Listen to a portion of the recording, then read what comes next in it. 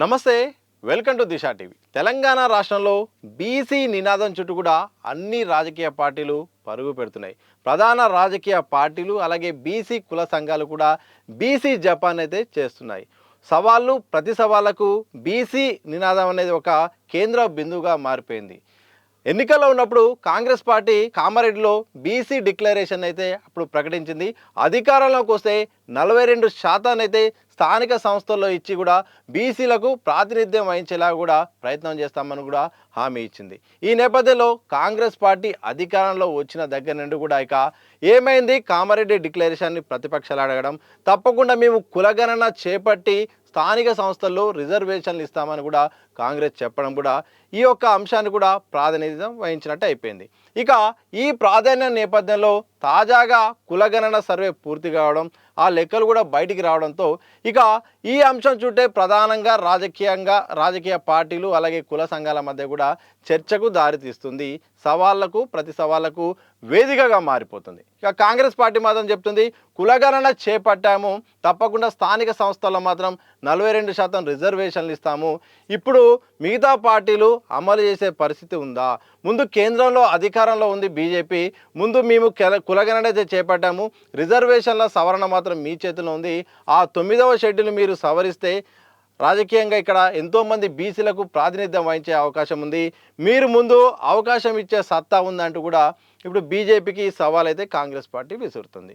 ఇక ఈ నేపథ్యంలో ఇటు బీజేపీ కూడా ఇటు బీసీల పట్ల మాకు చిత్తశుద్ధి ఉంది, ఇప్పటికే ఇద్దరు బీజేపీకి అధ్యక్షులుగా మాత్రం ఇటు లక్ష్మణ్కు బండి సంజయ్ కూడా మేము అవకాశం కల్పించామని కూడా ఇటు బీజేపీ అంటుంది. మరోవైపు బీఆర్ఎస్ విషయానికి వస్తే మాత్రం బీసీలకు మేము రాజకీయంగా ఎన్నో అవకాశాలు ఇచ్చాము, పార్టీ పరంగా పదవులు పక్క పెడితే ముందుగా సంక్షేమ పథకాల్లో కానీ రాజకీయంగా అవకాశాలు ఇచ్చాము, మాకు చిత్తశుద్ధి అని కూడా బీఆర్ఎస్ చెప్తుంది. సరే, మిగతా ఏ రాజకీయ పార్టీలు ఎన్ని చెప్పినప్పుడు కూడా తాజాగా తెలంగాణ పీసీసీ అధ్యక్షుడు మహేష్ కుమార్ గౌడ్ చేసిన వ్యాఖ్యలు చర్చనీయాంశంగా అయిపోయాయి. కాంగ్రెస్ పార్టీకి భవిష్యత్తులో బీసీ సీఎం కాబోతున్నారు, మిగతా పార్టీలకు సీఎం చేసే సత్తా ఉందా? ప్రస్తుతానికి రేవంత్ రెడ్డి కొనసాగుతున్నప్పటికీ భవిష్యత్తులో బీసీలకే పెద్దపీట వేసే అవకాశం కాంగ్రెస్ పార్టీలో ఉంది. మంత్రిమండలి కూడా అవకాశం వచ్చే అవకాశం ఉంది. బీసీల కేంద్రంగా కాంగ్రెస్ రాజకీయాలు ఉంటాయి. భవిష్యత్తులో సీఎం అయితే బీసీ సీఎం కాబోతున్నాడు కాంగ్రెస్ పార్టీ నుండి అని కూడా ఆయన చేసిన వ్యాఖ్యల నేపథ్యంలో పెద్ద ఎత్తున కూడా చర్చ కొనసాగుతుంది.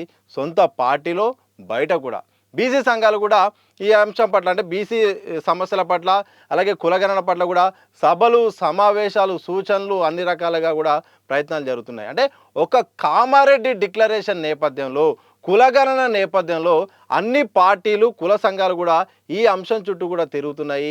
ప్రధానంగా బీసీ సంఘాలు అయితే మాత్రం సభలు, సమావేశాలు, ఆలోచనలు అన్ని రకాలుగా, రౌండ్ టేబుల్ సమావేశాలు, సూచనలు అన్ని రకాలుగా, వ్యాసాలు ఈ అంశం చుట్టూ కూడా తిరిగేలాగా మాత్రం కాంగ్రెస్ పార్టీ మాత్రం ఒక ఊతం ఇచ్చిందని చెప్పవచ్చు. ఒక రకంగా బీసీ ఉద్యమానికి, బీసీ ఐక్యతకు కాంగ్రెస్ పార్టీ అయితే కామారెడ్డి డిక్లరేషన్ నేపథ్యంలో ఇంత జీవం పోసినట్టు కూడా కనిపిస్తూ ఉంది. ఇక మహేష్ కుమార్ గౌడ్ చేసిన వ్యాఖ్యల నేపథ్యంలో చర్చ కొనసాగుతుంది. ఆయన సవాలు విసిరిన పరిస్థితి కనిపిస్తోంది. కాంగ్రెస్ పార్టీకి బీసీలకు న్యాయం చేసే చిత్తశుద్ధి ఉంది, అందుకోసమే నన్ను పీసీసీ అధ్యక్షుడిగా చేశారు అంటూ కూడా ఆయన మాట్లాడిన నేపథ్యంలో కొన్ని సవాలు కూడా విసిరారు ఇటు బీఆర్ఎస్ను అలాగే బీజేపీని టార్గెట్ చేస్తూ.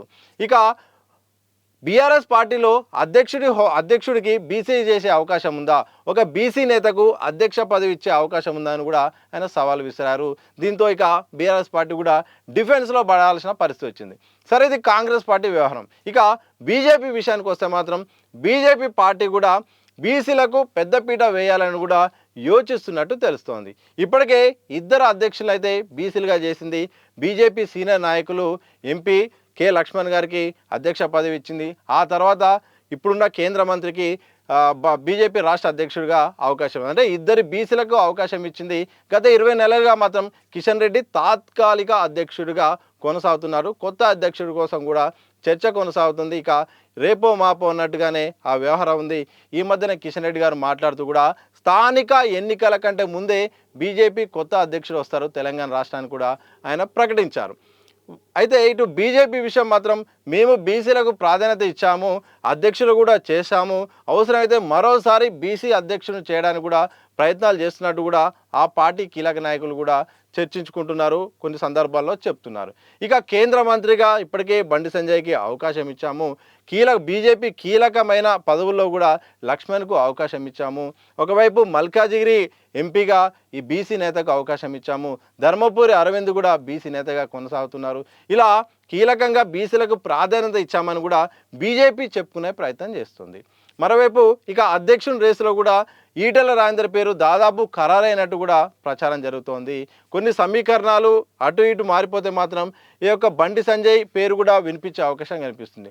ఊహించని విధంగా కేంద్ర మంత్రి బండి సంజయ్ కూడా అధ్యక్ష రేసులో ఉండే అవకాశం ఉన్నట్టు కూడా ప్రచారం కొనసాగుతుంది. ఒకవేళ ఇది సాధ్యం కాకపోతే ధర్మపురి అరవింద్ నిజామాబాద్ నుండి ఎంపీగా ప్రాతినిధ్యం వహిస్తున్నారు, ఆయనకు అధ్యక్ష పదవి దక్కే అవకాశం కూడా అనిపిస్తుంది. ఎందుకంటే బీసీ నేతగా ఒక దూకుడున్న నాయకుడిగా అరవింద్కు పేరుంది. మరి బీసీలకైతే అధ్యక్ష పదవి వచ్చే అవకాశం అయితే కనిపిస్తూ ఉంది.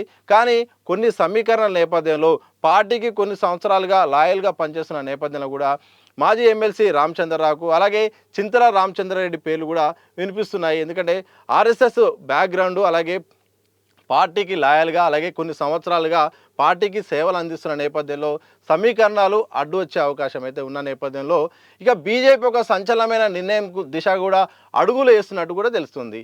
అవసరమైతే బీసీ సీఎం అనే నినాదాన్ని తీసుకొచ్చే అవకాశం కనిపిస్తుంది. వచ్చే ఎన్నికల్లో కూడా బీజేపీకి అధికారం ఇస్తే బీసీని సీఎం చేస్తామని ఒక ప్రకటన ద్వారా కూడా యోచిస్తున్నట్టు కూడా తెలుస్తోంది. సో బీజేపీ వర్షన్ అయితే ఇలా ఉంది. ముందు బీజేపీ కూడా ఒక ముందు టాస్క్ ఏంటంటే కులగణన నేపథ్యంలో 42% అమలుకు కులగణన ఇక్కడ మేము చేపట్టాం, కానీ కేంద్రాల చట్టాల్లో మార్పు రావాలంటే మాత్రం కేంద్ర ప్రభుత్వ అనుమతి అవసరం, చట్ట సవరణ అవసరం ఇప్పుడు అంటూ కూడా కాంగ్రెస్ అయితే కేంద్రాన్ని టార్గెట్ పెట్టి ఎక్కువ పెట్టే ప్రయత్నం చేసింది. దానికి ఆన్సర్ ఇవ్వాల్సిన పరిస్థితి కూడా బీజేపీకి ఉంది. ఈ విషయంలో బీజేపీ ఎట్లా నిర్ణయం తీసుకుంటుందో చూడాలి. ఇక బీఆర్ఎస్ విషయానికి వస్తే మాత్రం రెండు పార్టీలు బీసీలకు సముచిత స్థానం విషయంలో కాస్త సమాధానం చెప్పుకునే పరిస్థితిలో ఉన్న మాత్రం బీఆర్ఎస్ మాత్రం ఈ యొక్క అంశం నేపథ్యంలో ఇరుకున పడ్డట్టు కూడా కనిపిస్తూ ఉంది.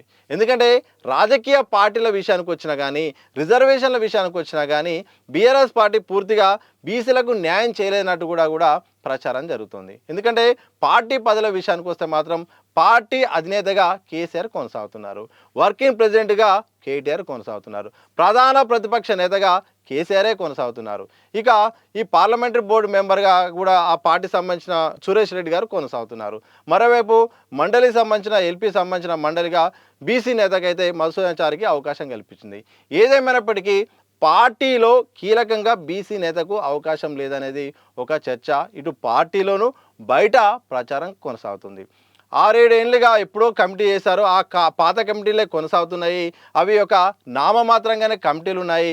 కొత్త కమిటీలు వేసి చాలామందికి అవకాశం కల్పించాలని సొంత పార్టీలో డిమాండ్ వచ్చినా కానీ కమిటీల విషయంలో మాత్రం కాలయాపన కొనసాగుతుంది. మరోవైపు ఇటు బీజేపీ ఇటు కాంగ్రెస్ కూడా ఎప్పుడు అసలు అధ్యక్ష పదవి ఇచ్చే అవకాశం ఉందా, బీసీని అధ్యక్షుడు చేసే దమ్ముందా, మేము చేశాము మీరు చేసే అవకాశం ఉందా, దమ్ముంటే చేయండి అని కూడా రెండు పార్టీలు బీఆర్ఎస్కి అయితే ఎక్కువ పెట్టిన పరిస్థితి కనిపిస్తోంది. ఇటు పార్టీ పరంగా కానీ 10 ఏళ్ళుగా ప్రతిపక్షాలు ఉన్నప్పుడు కానీ అధికారంలో ఉన్నప్పుడు ప్రతిపక్షాల పార్టీలు కూడా ఈ ప్రధానంగా డిమాండ్ చేస్తున్నాయి. 10 ఏళ్ళుగా అధికారంలో ఉన్నప్పుడు అసలు స్థానిక సంస్థల ఎన్నికల్లో మీరు ఇచ్చిందంతా ఉన్న రిజర్వేషన్ తగ్గించి తూట్లు పొడిచే ప్రయత్నం చేశారు. మీరు కామారెడ్డి డిక్లరేషన్ గురించి కానీ బీసీల సమస్యల గురించి కూడా మాట్లాడే చిత్తశుద్ధి లేదని కూడా రెండు పార్టీలు బీఆర్ఎస్ను టార్గెట్ చేసే ప్రయత్నం చేస్తున్నాయి. ఎందుకంటే ఇటు పార్టీలో కీలకమైన పదవి కావాలని కూడా పెద్ద ఎత్తున డిమాండ్ వస్తుంది. మరోవైపు వర్కింగ్ ప్రెసిడెంట్ కూడా ఒక బీసీకి ఇస్తే బాగుంటుందని కూడా పార్టీలో బయట కూడా ప్రచారం జరుగుతుంది. బీసీ కుల సంఘాలు కూడా బీఆర్ఎస్ రాజకీయంగా బీసీలకు న్యాయం చేయట్లేదు, పార్టీ పరంగా కూడా కుటుంబ పార్టీగా మారిపోయింది తప్ప మరొక నేతకు అవకాశాలు ఇవ్వకుండా మాత్రం ఎంతసేపు కేసీఆర్ అలాగే కేటీఆర్ హరీష్ రావు కవిత చుట్టే మొత్తం రాజకీయాలు కుటుంబ పార్టీలాగా మారిపోయిందని కూడా కొనసాగుతున్నాయి. మరోవైపు కులగణనపై కేటీఆర్ అలాగే హరీష్ రావు కొన్ని వ్యాఖ్యలు చేసిన నేపథ్యంలో ఇప్పుడు అది బూమరంగ్ అయ్యే పరిస్థితి కనిపిస్తోంది. ఎందుకంటే ముందు కులగణనకు సంబంధించిన వివరాల గురించి మీరు డిమాండ్ చేస్తున్నారు, మీరు కులగణనలో ఎందుకు పాల్గొనలేదు, కేసీఆర్ పాల్గొనలేదు, హరీష్ రావు పాల్గొనలేదు, కేటీఆర్ పాల్గొనలేదు. ముందు మీరు కులగణన వివరాలు ఇవ్వకుండా కులగణన గురించి మాట్లాడే సత్తా కానీ అవకాశాలని అధికారం కానీ మీకు లేదు అంటూ కూడా కాంగ్రెస్ పార్టీ ఇటు బీఆర్ఎస్ బీజేపీ కూడా డిమాండ్ అయితే చేస్తున్న పరిస్థితి కనిపిస్తుంది. మరోవైపు ఎమ్మెల్సీ కవిత కూడా కులగణనకు వివరాలు ఇవ్వడంతో గందరగోళమైన పరిస్థితి. అంటే వీళ్ళు ఇవ్వకపోవడం, ఆమె ఇవ్వడంతో కూడా గందరగోళం అయితే నెలకొంది. ఈ విషయంలో మాత్రం స్పష్టత లేకుని పరిస్థితి కనిపిస్తూ ఉంది. సో మొత్తంగా ఇటు బీజేపీ ఒకవైపు, ఇటు కాంగ్రెస్ పార్టీ కూడా బీసీ అంశాన్ని ప్రధానంగా ఒకరిపై ఒకరు సవాళ్లు విసురుకున్న నేపథ్యంలో బీఆర్ఎస్ 10 ఏళ్ళుగా అధికారంలో ఉండడంతో కొన్ని పనులు చేయకపోవడం, పార్టీ పరంగా కూడా పదవులు ఇవ్వకపోవడం, ప్రభుత్వ పరంగా కూడా కొన్ని కార్యక్రమాలు పూర్తి స్థాయిలో బీసీలకు అంత ప్రాధాన్యత ఇవ్వకపోవడంతో ఇక వాళ్ళు సమాధానం చెప్పుకోలేక చెప్పాల్సిన పరిస్థితి వచ్చింది. రెండు పార్టీలు కూడా ఇటు బీఆర్ఎస్ను ఇరికిచ్చే ప్రయత్నం బీసీ నినాదం నేపథ్యంలో మాత్రం కొనసాగుతున్నాయి. సో మొత్తంగా తెలంగాణ రాష్ట్రంలో మాత్రం కులగణన చుట్టే ప్రధాన రాజకీయాలు అయితే కొనసాగుతున్నాయి. ఈ అంశం చుట్టూ మాత్రం సవాళ్ళు ప్రతి సవాళ్ళు కొనసాగుతున్నాయి.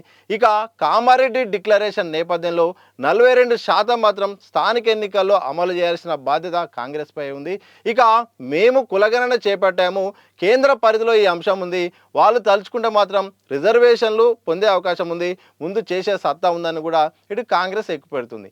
ఏదేమైనప్పటికీ బీసీ అధ్యక్షుడు, బీసీ సీఎం అంటూ, అలాగే 42% రిజర్వేషన్ అంటూ మొత్తంగా బీసీ అంశాల చుట్టూ మాత్రం రాజకీయాలు అయితే కొనసాగుతున్నాయి, నినాదాలు కొనసాగుతున్నాయి, సవాళ్ళు ప్రతి సవాళ్ళు కొనసాగుతున్నాయి.